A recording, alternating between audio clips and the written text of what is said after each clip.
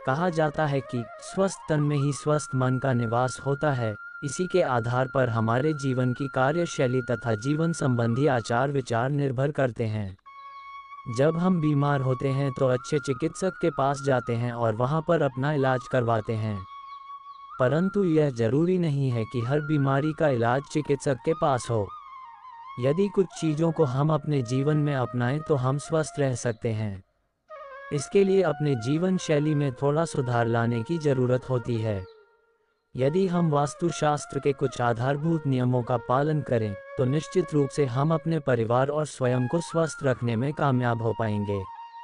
वास्तुशास्त्र को यदि हम आधारभूत विज्ञान या परंपरा माने तो कोई गलत नहीं होगा, क्योंकि हमारे पूर्वज में भी वास्तु का इस्तेमाल करके अपने परिवार और स्वयं को लंबा जीवन प्रदान किया है। इसके साथ ही उन्होंने स्वस्थ तन में स्वस्थ मन को भी बताया है। आज हम इस वीडियो में आपको वास्तुशास्त्र के बारे में कुछ जानकारी प्रदान करेंगे। हम ये भी बताएंगे कि किन किन उपायों को अपनाकर हम स्वस्थ रह सकते हैं। 1. दोपहर के समय सूर्य से अल्ट्रावायलेट किरणें निकलती है जो हमारे सेहत के लिए बहुत हानिकारक होती हैं। इससे बचने के लिए सुबह 11 बजे के बाद घर की दक्षिण दिशा में स्थित खिड़कियां तथा दरवाजे बंद कर देना चाहिए, क्योंकि वास्तु में ये किरणें शरीर के लिए हानिकारक मानी गई है। 2. सुबह के समय सूरज की किरण यदि हमारे शरीर पर पड़ती है तो वह हमारे लिए अत्यधिक लाभदायक होती है। इससे शरीर के हानिकारक बैक्टीरिया नष्ट हो जाते हैं।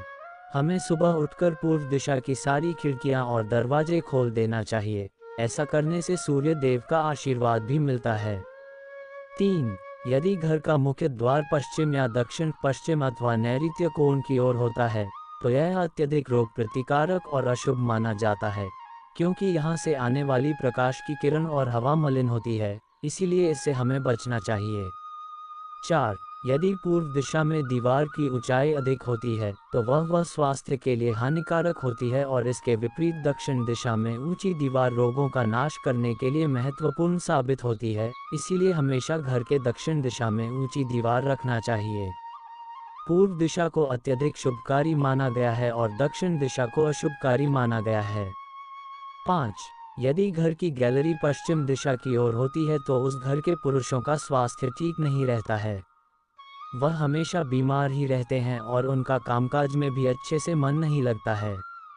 वास्तु टिप्स के अनुसार इससे बचाव के लिए हमें अपने घर के उत्तर दिशा की ओर गैलरी बनाना चाहिए, इससे रोगों से बचाव होता है। 6. गर्भवती महिलाओं को हमेशा दक्षिण पश्चिम दिशा में स्थित कमरों में ही रखना चाहिए। ऐसी अवस्था में ईशान कोण अथवा अग्नि दिशा में सोने वाला कमरा नहीं रखना चाहिए, क्योंकि इससे गर्भाशय संबंधित समस्याएं उत्पन्न हो सकती हैं। इसी प्रकार नवजात शिशुओं के लिए घर के पूर्व तथा पूर्वोत्तर के कमरे स्वास्थ्य के लिए लाभकारी साबित होते हैं और बच्चों को हमेशा सोते समय सिर पूरब दिशा की ओर रखना चाहिए, इससे बच्चे स्वस्थ रहते हैं। 7. एक महत्वपूर्ण वास्तु टिप्स ये भी है कि सोने वाला रूम हमेशा खुला और हवादार होना चाहिए। ऐसा माना जाता है कि इससे मानसिक तनाव और नर्वस सिस्टम संबंधी बीमारियां नहीं होती है।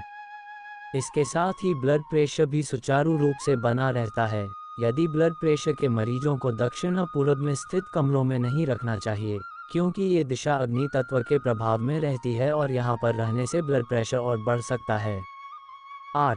उत्तर दिशा में सिर रखकर सोने से धरती का उत्तरी ध्रुव और मनुष्य का सिर आपस में विकसित हो जाता है, जिससे अनिद्रा अथवा नींद ना आने वाला रोग उत्पन्न हो जाता है और शरीर धीरे धीरे कमजोर होने लगता है। यदि मनुष्य दक्षिण में मस्तक रखकर सोता है तो चुंबकीय आकर्षण से शरीर में किसी प्रकार का द्वेष अथवा रोग उत्पन्न नहीं होता है। 9. पूजा घर में यदि खंडित मूर्ति या फोटो लगाने से स्वास्थ्य संबंधी परेशानी उत्पन्न हो सकती है।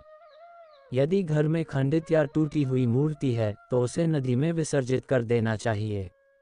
हमेशा दक्षिण की दीवार में पितृ की तस्वीर या पंचमुखी बालाजी की फोटो लगाना चाहिए। जब भी घर का कोई भी सदस्य पूजा करता है तो उसे इस बात का ध्यान रखना होगा कि उनका बैठने का तरीका अच्छा होना चाहिए।